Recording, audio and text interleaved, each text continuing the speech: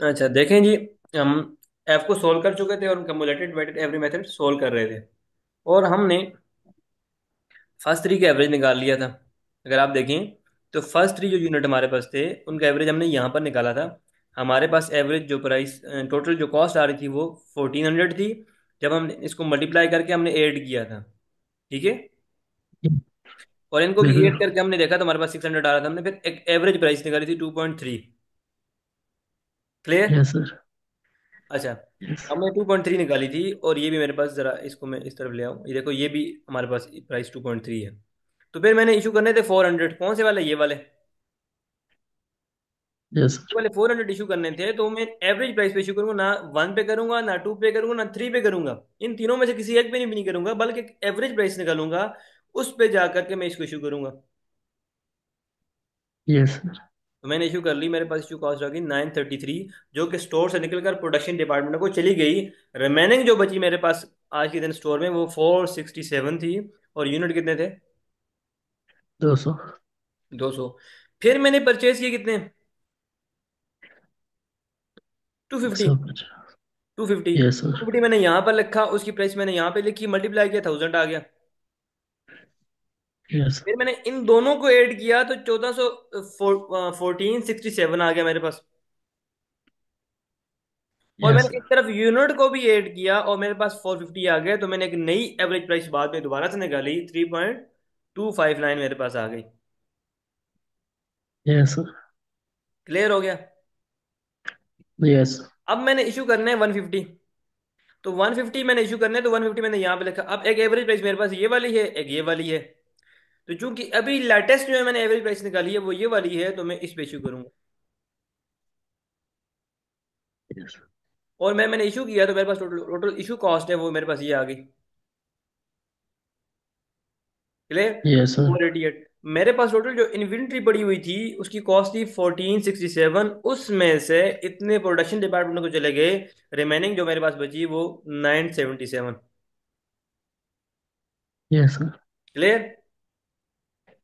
Yes. और इतनी inventory 450 पड़ी हुई थी, उसमें से 150 इशू हो गई। रिमेनिंग कितनी है? 300। कितनी है? 300। 300। अच्छा, अब मैंने एक इशू ये किया हुआ है, नहीं, एक इशू ये वाला किया हुआ है। मैं इसको हाईलाइट कर लेता हूँ ताकि मुझे ऐड करना ही हो जाए बाद में। ठीक है, इशू। उसके बाद फिर मैंने इशू कहाँ किया हुआ है? ये वाला इशू किया हुआ है। यही वाला इशू किया है ना? नहीं नहीं, ये इशू नहीं किया। उसके बाद मैंने इशू कहाँ किया है, कितने यूनिट इशू करने थे? यस। ये टोटल निकाला है और ये इशू किया हुआ है। नजर आया? Yes sir. एक इशू ये किया हुआ है, एक इशू ये किया हुआ है, देखें। एक 400 इशू था ना, वो किया हुआ है। ये वाला जरा देखें। और एक ये वाला था, ये इशू किया हुआ है। जरा यहाँ तक बात को समझें कि आपको क्या समझ आ रही, ताकि फिर हम आगे चलें। यहाँ तक तीसरा इशू तभी करेंगे जब आपको ये सारी कैलकुलेशन समझ आएगी, क्योंकि कैलकुलेशन ज़्यादा हो चुकी है तो आपके लिए कहीं मुश्किल ना हो जाए। उज़ैर, ये सारा प्रोसेस कैसे परफॉर्म हुआ है? पहले यहाँ से लेकर यहाँ तक हमने ऐड किए जो ये वाले तीन थे। Yes sir. फिर इस तरफ ये वाली कॉस्ट ऐड कर ली, टोटल वाली। इनको ऐड करके एवरेज निकाला, और जो इशू था वो इशू हमने इशू 400 करने थे, वो 2.3 जो कि एवरेज प्राइस मल्टीप्लाई किया तो हमारे पास इशू कॉस्ट कितनी आ गई है? 933। अब 1400 थी, उसमें से 933 माइनस किया तो 467 हमारे पास रिमेनिंग इन्वेंट्री बची हुई है स्टोर में। फिर हमने यस। दोबारा से परचेज किया 250। 250 की प्राइस 1000 थी, तो 1000 और इन दोनों को ऐड कर टोटल कितनी आ गई हमारे पास? 488। 488। ठीक हो गया? यस। ये टोटल है। इस टोटल में से ये मैंने इशू कर दिए। इस टोटल में से मैंने इशू कितनी कर ली है? 488 के मैंने इशू कर लिए। 1467 में से मैंने इशू कर लिए 488 के। तो मेरे पास रिमेनिंग बचे 977, यस। जो कि बैलेंस है। क्लियर? Yes sir. अच्छा, ये बैलेंस में मेरे पास यूनिट कितने टोटल? 300। 200 प्लस 150, 250, 450, 450 में से मैंने इश्यू कर लिए 150, तो रिमेनिंग कितने बच गए मेरे पास? 300। ठीक तीन। है। बैलेंस में मेरे पास कितने बच गए? 300। ये बात समझ आ रही है? बैलेंस में कितने बच गए मेरे पास? 300। तीन। अब यस मैंने सर। उसके बाद फिर से परचेज किए कितने? 300। 300 परचेज किया ना, तो बैलेंस मेरे पास पहले वाला कितना था? 300 में यहाँ पे इसको उठा के नीचे लिख देता हूँ। 300 पहले मेरा बैलेंस था, ये वाला, यही था ना? Yes sir. 300 मेरे पास बैलेंस था।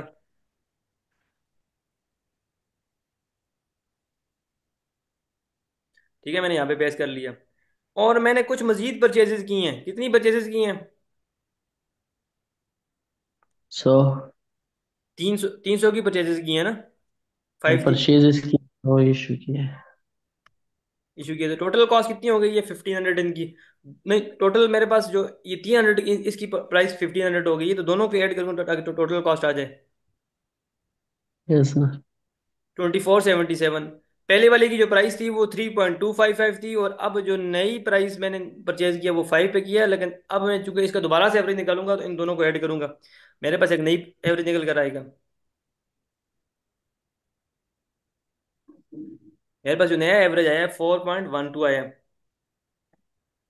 और मैंने यहाँ यस पर इशू सर। कितने करने हैं? 350। कितने इशू करने हैं? 350।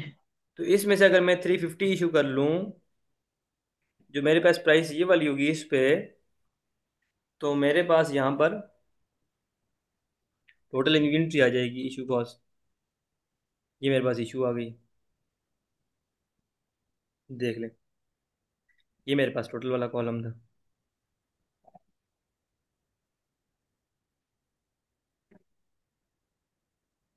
दोबारा से यहाँ से समझते हैं ताकि आपको बात समझ आ जाए। पहले ये बात समझ आ गई आपको यहाँ तक मुझे, कि तीनों ने इवेंट उठाई, लिखी और इनका टोटल निकाल लिया 1400। ये सर समझ आ गए। क्लियर? फिर हमने इनको लिखने के बाद इनका एवरेज प्राइस भी निकाली, सिर्फ लिखा है नहीं, इनकी एवरेज प्राइस निकाली। एवरेज प्राइस क्या आ गई है? 2.3। फाइव। ना वन थ्री। है, ना टू है, ना थ्री है। 2.3 एक नई प्राइस निकल कर आई, 2.3। ठीक हो गया? उसमें से हमने यस। 400 इशू करने थे। 400 कौन से वाले? ये वाले। वो 400 हमने यहाँ लिखे। तो 600 में से 400 अगर चले गए तो बाकी कितने बचते हैं? 200। 200। इसी तरह 600 की कॉस्ट कितनी थी? 14। 1400। 1400, उसमें से यस। 933 चले गए तो बाकी कितना बचा? 467। 467। यहाँ तक बात समझ आइए, जरा सोचें, जरा इसको ऑब्जॉर्व करें क्या बात हुई है। यस सर, ये सारा इसी तरह है, ये ए बी सी ए की तरह, लेकिन इसमें सारे एक ही साथ किया, लेकिन यहाँ पर एक एक स्टेप हो रहा है। ताकि, ठीक है, आगे देखें।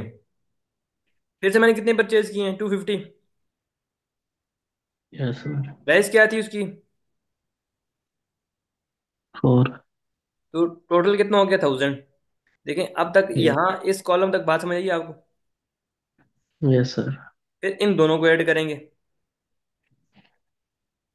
टोटल कितना हो जाएगा? 450। और मेरे पास इन दोनों को भी ऐड करूं, कितना हो जाएगा? 1467। देखें दोनों आपस में ऐड हो गए, तो अब मैं दोबारा से एक एवरेज प्राइस निकालूंगा। Yes sir. एवरेज प्राइस कितनी आ गई मेरे पास? 3.25। पहले 2.3 थी, अब कितनी आ गई? 25। 3.25। अब मैंने इशू कितने करने हैं? 150। तो मैं इसमें से इशू कर लूंगा, मेरे पास ये पड़े हुए ना सारे। Yes sir. इसमें से 150 इशू करे तो मैंने कितने हैं? 150 100 रहते हैं। अगर 450 हो, उसमें से 150 चले जाएं तो मैंने कितने बचेंगे? 300। 300। 1467 था, उसमें से अगर इतनी इशू हो जाए तो बैलेंस कितना होगा? 977.70। ठीक हो गया? अब ये मेरे पास बैलेंस है। यही बैलेंस उठा के मैंने दोबारा यहाँ पे लिख दिया। देखिए जरा।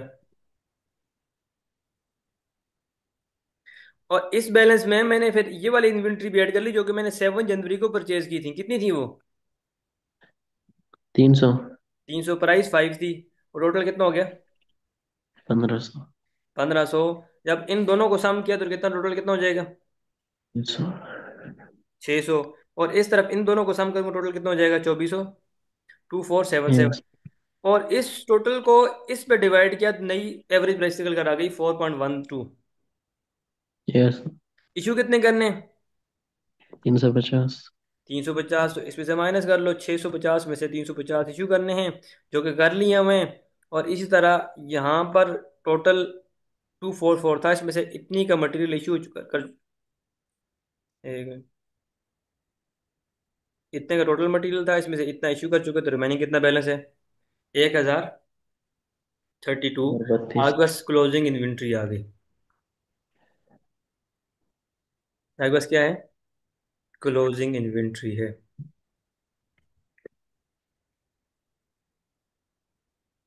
और इस तरह मेरी इशू कॉस्ट कितनी है? इशू कॉस्ट में देखूंगा तो मेरे पास तीन तरह की इशू कॉस्ट, एक इशू कॉस्ट ये वाली है जो कि इशू किया है, प्लस मैंने ये इशू किया है, प्लस मैंने ये इशू किया है। इन तीनों को ऐड करूंगा तो मेरी इशू कॉस्ट, ये क्लोजिंग इन्वेंट्री,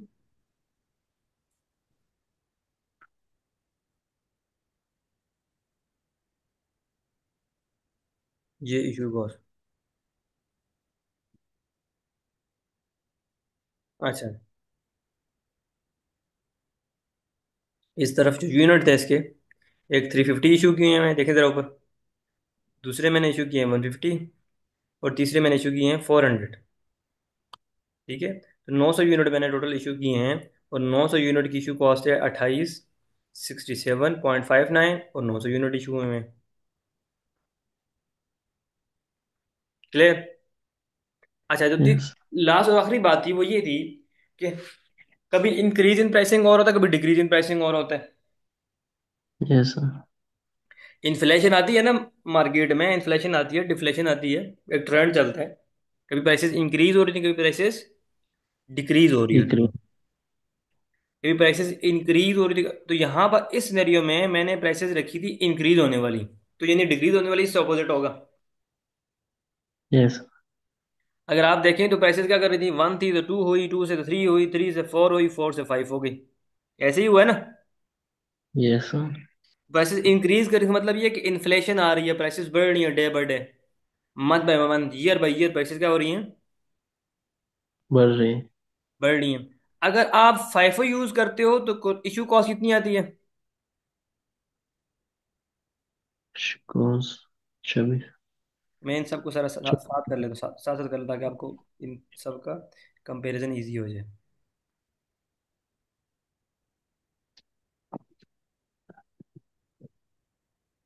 ये मेरे पास था फाइफो, ये फाइफो था, ठीक है। और ये था लाइफो,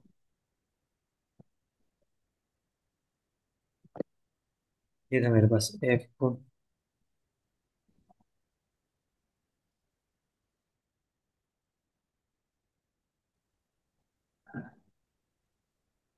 ठीक है जी। अच्छा, इशू कॉस्ट फाइफो से उधर चली गई, इधर से कितनी थी पता नहीं।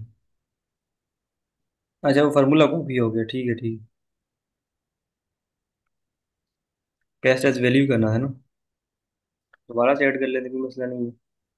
कौन सी इशू कॉस्ट थी? ये थी, प्लस ये वाली थी, प्लस ये वाली थी, 2650, ठीक है। यस। अच्छा, इंक्रीज इन प्राइसिंग और डिक्रीज इन प्राइसिंग को बड़े अच्छे से समझ लो, ये आपकी ग्रिप में आ गया तो फिर मसला नहीं होगा आगे। इन्फ्लेशन आ रही है, प्राइसेस इंक्रीज हो रही हैं, तो मैंने फाइफो यूज किया, जो पहले मैंने आइटम खरीदे हुए थे वो कम प्राइस पे थे। ये बात समझ आ रही है आपको? यस। देखें, तो जो पहले आइटम थे, इन्फ्लेशन आ रही थी, तो जो पहले आइटम था वो मैंने वन पे खरीदा हुआ था, ना कि टू पे। यस। फिर उसके बाद मैंने टू पे बाय किया, फिर मैंने थ्री पे बाय किया, मैंने फिर फोर पे बाय किया, फिर मैंने फाइव पे बाय किया। यानी जो मैंने पहले इशू किए हैं उनकी प्राइसेस कम थी। ये बात समझ आ गई आपको? फाइफो से, यस। जब मैंने फाइफो से कम प्राइस वाले यूनिट पहले इशू किए होंगे तो आप, इसका मतलब ये कि प्रोडक्शन कॉस्ट कम होगी, इशू कॉस्ट कम होगी। यस। जबकि लाइफो में अगर आप देखें तो लाइफो में क्या हो रहा है कि आपने जो ज्यादा प्राइस वाले आइटम थे उनको पहले इशू कर दिया। यस। जो ज्यादा प्राइस वाले आइटम थे उनको आपने पहले इशू कर दिया। ऐसे हुआ ना? यस। जो ज्यादा प्राइस वाले आइटम थे उनको आपने पहले इशू कर दिया, यस। और जो कि कम प्राइस वाले आइटम थे उनको आपने या तो इशू किया ही नहीं है या बाद में इशू करेंगे। यस। देखिए अगर आप 300 आए यहाँ पर तो आपने सबसे पहले यहाँ पर कितने, नहीं 400 पे आए, तो 400 में सबसे पहले आपने इशू किया था लास्ट लाइफो में 3 वाला, ना कि 1 वाला। यस। तो मतलब ये कि ज्यादा प्राइस चार्ज होगी प्रोडक्शन डिपार्टमेंट को, ज्यादा वाली कॉस्ट उधर जाएगी। जबकि यस। आप यहाँ पर आए तो 400 इशू करने, तो पहले आपने 1 वाला इशू किया तो कम कॉस्ट जाएगी उधर। यस। जबकि इस वाले में लाइफों में प्राइसेस इंक्रीज हो रही हैं तो ज्यादा वाली कॉस्ट जाएगी प्रोडक्शन डिपार्टमेंट को और प्रोडक्शन कॉस्ट बढ़ जाएगी। जब प्रोडक्शन कॉस्ट बढ़ेगी तो आपका प्रॉफिट गिर जाएगा। समझ आ रही है बात कि क्या कहने जा रहा हूँ? Yes sir. यस। जब आपकी प्रोडक्शन कॉस्ट बढ़ेगी तो ऑटोमेटिकली आपका प्रॉफिट गिर जाएगा। इसका मतलब ये है कि जब भी लाइफो यूज करते हैं और प्राइसेस इंक्रीज होती हैं तो हमारा प्रॉफिट गिरता है। जब भी प्राइसेस इंक्रीज होती हैं लाइफो यूज करते हैं तो प्रॉफिट गिर जाता है। Yes sir. कैसे गिरता है वो मैंने समझाया आपको। और जब भी प्राइसेस इंक्रीज होंगी, हम फाइफो यूज करेंगे तो प्रॉफिट बढ़ जाएगा। तो कंपनी करती क्या है, कंपनी अपने प्रॉफिटेबिलिटी को या प्रॉफिट को इंक्रीज या डिक्रीज करने के लिए क्या करती थी कि अपना मेथड चेंज कर लेती थी, फाइफो से लाइफो, लाइफो से एफ को, ताकि प्रॉफिट ज्यादा दिखा सकें। Yes sir. क्लियर है? फिर जब आपके ऑडिटर को पता चला कि अच्छा ये तो इस तरह से कोई करप्शन वगैरह कर रहे हैं, इस तरह से अपनी प्रॉफिटेबिलिटी को बढ़ाने की कोशिश कर रहे हैं, तो फिर आपका इंटरनेशनल जो अकाउंटेंट बोर्ड है, IASB, उसने स्टैंडर्ड लॉन्च किया, IAS 30, IAS 8। ठीक है? Change in accounting estimate, change in accounting estimate, ठीक है, या अकाउंटिंग पॉलिसी। तो कहता है कि यस। आपने जब भी मेथड चेंज करना है तो पहले दिन से अप्लाई करना है। बहरहाल ये आपका कंसर्न नहीं है, बहरहाल मैंने कोड कर दिया कि फिर इसको डील किया फिर किसी स्टैंडर्ड ने, किसी रूल ने। यस। आज आप इस तरह से डेटा को मैनिपुलेट ना करो, फ्रूटफुल ना दिखाओ, जब चाहो प्रॉफिट बढ़ा दो, ठीक है, और फिर अपना कमीशन ले लो शेयर होल्डर से। यस। बहरहाल हम समझ रहे थे कि इंक्रीज इन प्राइसिंग का इफेक्ट क्या होगा। दोबारा आखिरी दफा बोल रहा हूँ, इसको अच्छे से कैच कर लो कि देखें, प्राइस 1 थी, 2 थी, 3 थी, और फिर 4 जनवरी को इशू किए। फाइफो यूज कर रहे थे तो पहले 1 वाला इशू किया तो कम कॉस्ट स्टोर से उठकर प्रोडक्शन को चली गई। जब यस। ये लाइफो में आएंगे तो पहले 400 इशू करने, 400 में सबसे पहले इशू ही 3 वाला होगा जो सबसे ज्यादा, जिसकी कॉस्ट सबसे ज्यादा है। Yes sir. ज्यादा वाली प्रोडक्शन कॉस्ट, ज्यादा कॉस्ट वाली आइटम चले जाएंगे कहाँ पर, प्रोडक्शन में, तो कॉस्ट बढ़ जाएगी। जब कॉस्ट बढ़ेगी इसका मतलब कॉस्ट ऑफ सेल बढ़ेगी। कॉस्ट ऑफ सेल के बढ़ने की वजह से आपके प्रॉफिट कम हो जाते हैं। सर लेकिन ये इसका इस पे खर्चा ही इतना है, इसमें इन लोगों ने सर प्रॉफिट रखा होगा अपने लिए तो।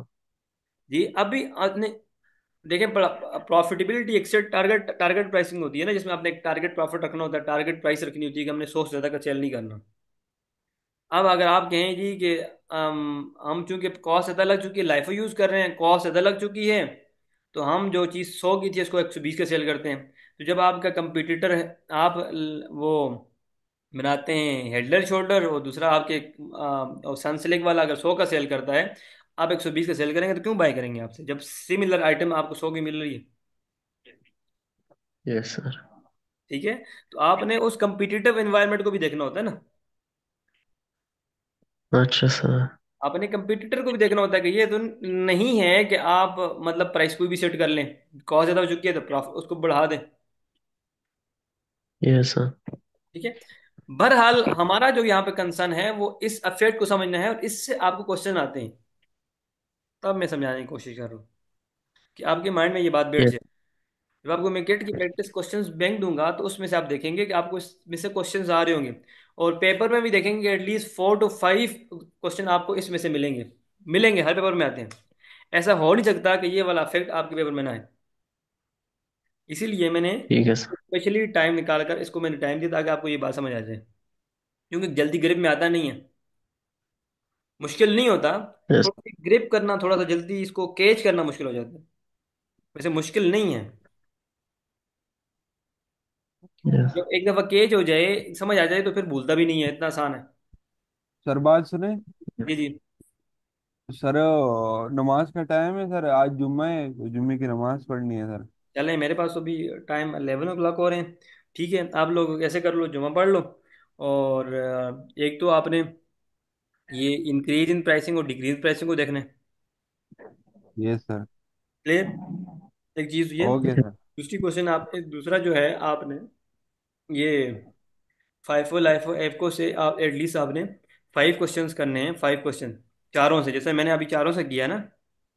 ये सर। चले 5 ज़्यादा हो जाएंगे, एटलीस्ट 3 क्वेश्चंस चारों मेथड से करने हैं।